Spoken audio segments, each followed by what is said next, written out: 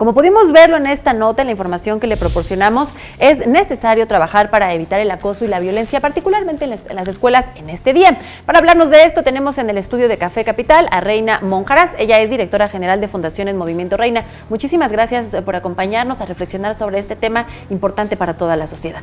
Sí, muchas gracias a nombre de Fundación en Movimiento por la invitación para hablar justo del día de hoy, la conmemoración de la educación por la paz y la no violencia.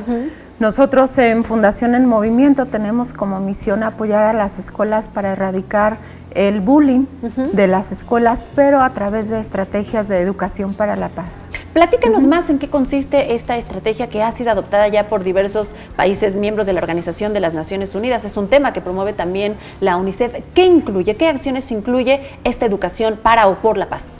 Mira, es importante empezar diciendo que la paz es un valor estructural, no únicamente de las sociedades, sino también del ser humano. Entonces, cuando dentro de la sociedad no hay paz, el ser humano también se ve afectado y por ende no hay armonía tampoco con el planeta. Entonces, lo más importante hoy es enseñar a los niños en las escuelas la educación para la paz y comenzar a meter estos temas en las currículas de las escuelas, porque es un tema del cual prácticamente no se habla todavía. ¿En México ya lo adoptamos, ya se practica? En México muy poco, afortunadamente, recientemente se empezó a hablar de ello, ya se empieza a legislar al respecto para que dentro del artículo 3 de la Constitución ya sea un tema que se incluya como forma de la educación dentro de las escuelas. Pero una parte también necesaria y fundamental es que se practique la educación para la paz desde el hogar. Claro. ¿No? Y que además tiene múltiples beneficios para toda la sociedad y que no solamente pues es el tema de la paz, de la resolución de conflictos, sino que también pues le otorga herramientas para el desarrollo pleno de un niño, de un jovencito, como la toma de decisiones, el pensamiento crítico, va mucho más allá con cambios profundos en nuestra sociedad.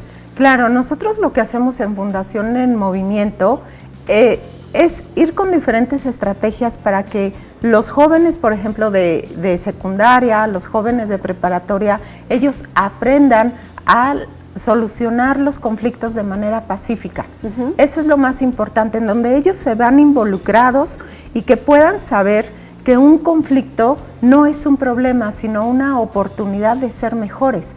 Y con los niños hacemos diferentes técnicas lúdicas en las que ellos puedan vivenciar lo que es la paz y que no lo vean como algo que dentro de 1000 años va a suceder, ¿no? Y que a veces solamente hace falta ponerles un pequeño ejemplo o darles opciones de cómo podrían resolver ese conflicto. A veces pues ellos no tienen las herramientas, pero nosotros como adultos deberíamos pues sí tenerlas e irlos guiando. Veíamos un testimonio antes de presentar la entrevista de alguien que decía: la violencia es normal, estamos acostumbrados a normalizar estas prácticas violentas al interior de un aula de clases, como críticas chistosas sobre la apariencia de algún compañero, sobre su aspecto, sobre su aprendizaje. ¿Tú piensas que es así en México? ¿Es normal? ¿La violencia está normalizada en las aulas?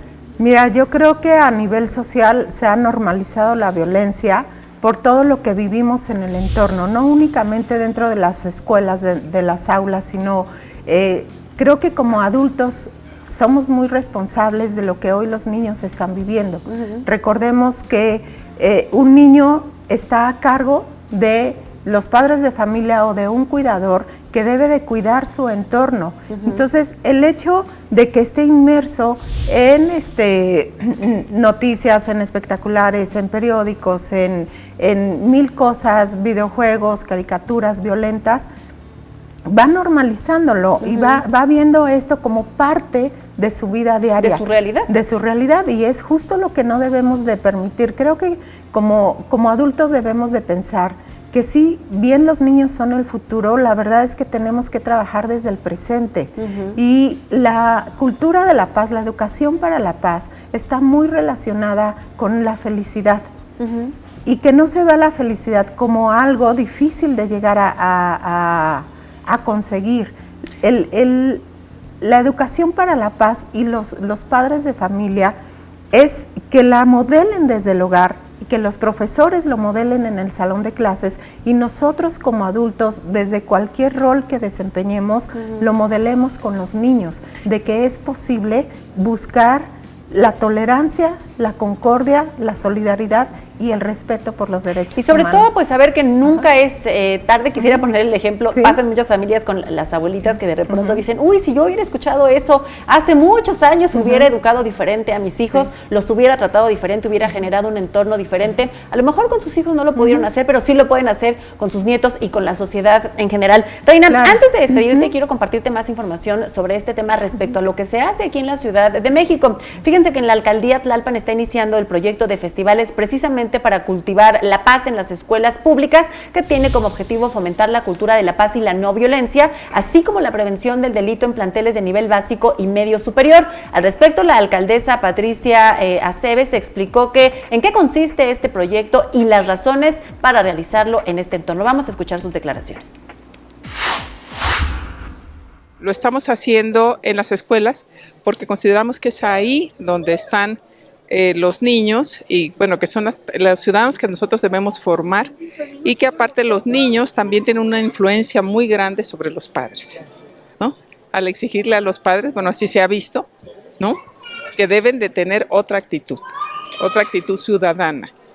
Entonces, por eso pensamos que es a los niños y aparte pues que son la población, digámoslo así, que está más vulnerable y que va a estar expuesta a todos los riesgos, ¿no?, que existen hoy en nuestra sociedad.